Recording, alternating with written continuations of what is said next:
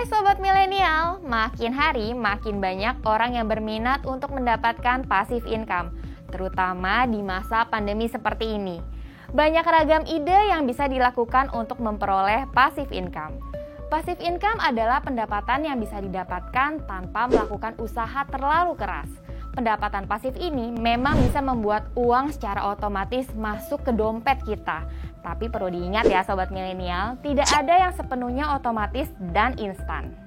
Hayo, sudahkah Sobat Milenial memiliki passive income saat ini? Kalau belum, bagaimana cara mendapatkan passive income?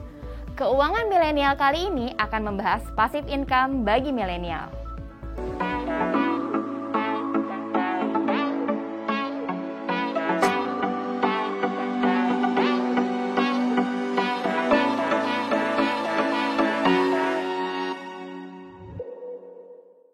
Kamu kerja untuk uang atau uang kerja untuk kamu? Ingat ya Sobat Milenial, uang itu tidak terbatas, tapi waktu kita yang terbatas. Jangan sampai kita harus bekerja sampai kita tutup usia hanya karena tidak dapat mengelola uang dengan baik. Uang merupakan komoditas yang sering menjadi simbol kesuksesan seseorang dalam hidupnya. Setiap hari, jutaan orang bekerja mencari uang untuk meraih mimpinya. Seringkali orang mengorbankan waktu, pikiran, dan tenaga untuk mendapatkan uang yang lebih banyak demi memenuhi kebutuhan hidupnya. Paradigma yang berkembang di masyarakat adalah saat kita bekerja semakin keras, maka uang yang kita dapatkan akan semakin banyak. Dan paradigma itulah yang seharusnya diubah. Orang-orang sibuk menghabiskan penghasilannya untuk kebutuhan dan gaya hidup. Alih-alih gaya hidup yang selalu diutamakan, malah tidak ada dana yang tersisa untuk ditabung ataupun diinvestasikan. Jelas saja, walaupun kita sudah bekerja sekeras mungkin dan berapapun uang yang kita dapatkan, namun tetap tidak memiliki aset. Aset bukan berarti barang-barang yang kita miliki Sobat Milenial, tapi aset merupakan hal yang bisa menghasilkan uang di masa yang akan datang. Apakah bisa uang menghasilkan uang? Tentu bisa. Dengan mengubah uang yang kita miliki menjadi aset finansial seperti deposito, saham, obligasi, ataupun reksadana. Tetapi perlu diingat, waktu adalah komoditas yang paling berharga di dunia ini dan tidak bisa dibeli dengan apapun, termasuk dengan uang. Kita tidak harus menghabiskan seluruh waktu yang kita miliki untuk bekerja mencari uang. Yuk, mulai langkahmu untuk membuat uang yang bekerja untuk kamu. Apa itu cash flow quadrant dan kenali posisi kamu di kuadran mana? Istilah cash flow quadrant diperkenalkan oleh Robert Kiyosaki, seorang penulis dan investor asal Amerika Serikat. Beliau menulis buku cash flow quadrant dan sangat populer di banyak negara. Kenapa? Karena konsepnya yang menjelaskan tentang profesi dan keuangan dinilai mencerminkan realita yang ada oleh sebagian besar masyarakat. Tujuan membuat buku cash flow quadrant untuk membantu seseorang untuk mencapai kebebasan finansial. Dengan mencapai kebebasan finansial, seseorang akan memiliki kebebasan pribadi dan waktu luang, sekaligus memiliki usaha yang mampu menghasilkan banyak uang. Sobat Milenial, ada berbagai macam kuadran menurut Robert Kiyosaki ini nih. Kuadran pertama yaitu kuadran E, berarti employee ataupun karyawan. Orang-orang yang pada kuadran ini menukarkan hampir seluruh waktu mereka untuk bekerja, yaitu 40-60 jam per minggu. Karena menurut kelompok kuadran E ini, jika mereka tidak bekerja, maka tidak ada uang yang dihasilkan. Yang kedua adalah kuadran S, yang berarti self-employed business. Hampir mirip dengan kuadran E. Pada kuadran S ini, orang-orang harus menukarkan waktu mereka untuk memperoleh penghasilan. Bahkan, waktu yang mereka gunakan untuk bekerja cenderung lebih panjang daripada karyawan di kuadran E. Mereka memiliki bisnis sendiri, tetapi kehadiran mereka selalu dibutuhkan dalam menjalankan bisnis tersebut. Karena ketergantungan terhadap kehadiran kuadran S sangat tinggi, sehingga orang-orang di kuadran S ini tidak memiliki banyak waktu luang untuk melakukan hobi, berlibur, dan sebagainya. Contoh profesi dari kuadran ini adalah dokter, pengacara, agen asuransi, dan masih banyak lagi. Selanjutnya adalah kuadran B atau business owner. Kuadran B terdiri dari kelompok orang yang mendapatkan penghasilan tanpa harus terlibat langsung dalam kegiatan operasi perusahaan yang mereka miliki. Poin dari tanpa harus terlibat langsung merupakan pembeda antara orang-orang di kuadran B dengan mereka yang ada di kuadran S. Jadi, orang-orang di kuadran B memiliki periode waktu tertentu untuk meninggalkan perusahaan mereka, baik untuk berlibur ataupun urusan lainnya. Hal ini bisa dilakukan karena perusahaan mereka sudah dijalankan secara profesional oleh orang-orang dari kuadran E. Terakhir adalah kuadran I ataupun investor, sobat milenial. Kuadran ini adalah kuadran yang paling tinggi dari kuadran lainnya, di mana orang-orang yang berada pada kuadran ini sudah mencapai kebebasan finansial dan waktu. Kelompok kuadran I umumnya mendapatkan penghasilan dari hasil investasi yang mereka lakukan. Dalam level ini, seseorang sudah tidak perlu pusing mengenai keuangan mereka.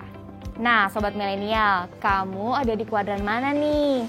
Kuadran E, kuadran S, B, atau sudah ada di kuadran I? Wah, keren sekali ya.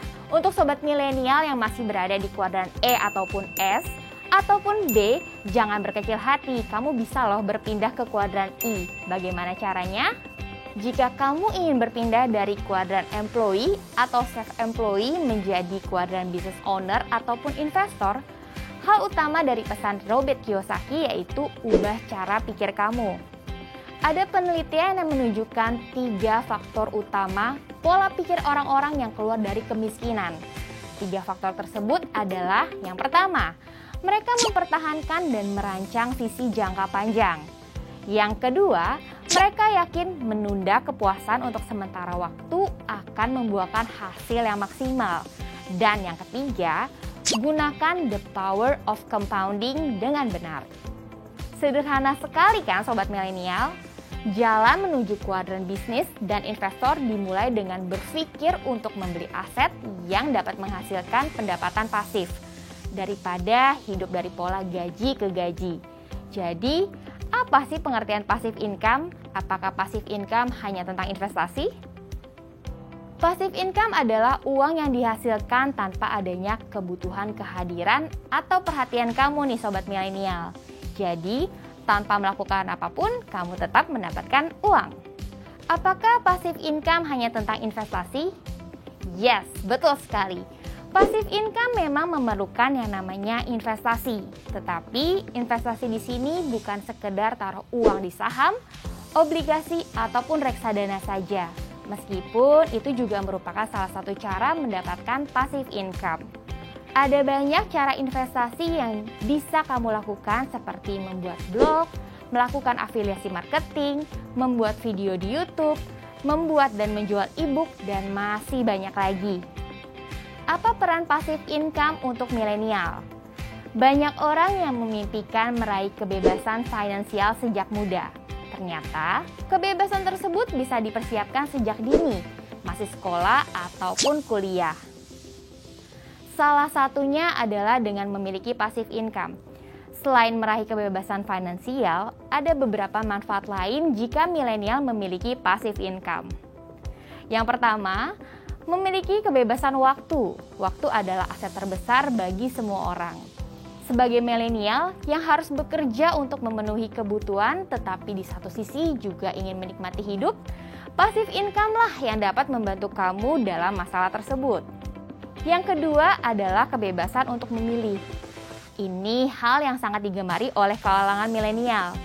Pendapatan pasif memberikan kamu kemampuan untuk memilih mau kerja atau mau bisnis, mau kerja atau menikmati hal-hal yang kamu sukai, mau kerja atau jalan-jalan, mau jalan-jalan atau investasi, bahkan mau memilih beli rumah atau beli mobil. Berapa banyak dana dari passive income yang bisa diambil oleh sobat milenial? Dana dari passive income wajib digunakan hanya untuk keperluan yang penting saja, seperti untuk melakukan investasi ataupun membayar cicilan yang bersifat produktif. Jadi, meskipun kita mendapatkan uang tersebut tanpa usaha, kita harus bisa menunda kesenangan kita untuk hasil yang maksimal. Ibaratnya kita bisa melakukan investasi kembali seperti menanam banyak pohon. Butuh waktu yang panjang untuk membuat sebuah pohon itu tumbuh. Namun di kemudian hari kita bisa menikmati buahnya saja tanpa harus kehilangan pohon tersebut. Tentunya pohon yang kita tanam bisa terus dinikmati oleh anak cucu kita.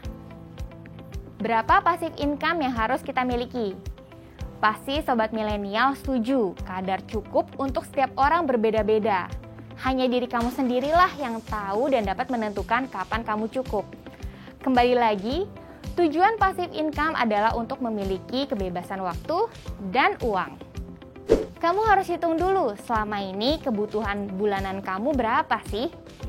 Gaya hidup seperti apa yang kamu ingin capai?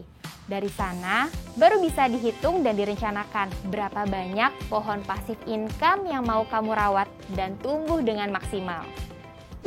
Nah, Sobat Milenial, sudah tahu kan ya kalau passive income bukanlah hal yang instan untuk mendapatkannya. Dibutuhkan sejumlah usaha. Passive income itu bukanlah hanya investasi pada instrumen keuangan saja, tetapi juga investasi seperti membuat blog, YouTube, dan lainnya. Impian mencapai kebebasan finansial dapat dicapai sejak muda. Caranya dengan memiliki passive income sejak dini. Sobat Milenial bisa menentukan target passive income yang diinginkan dan mulailah berinvestasi.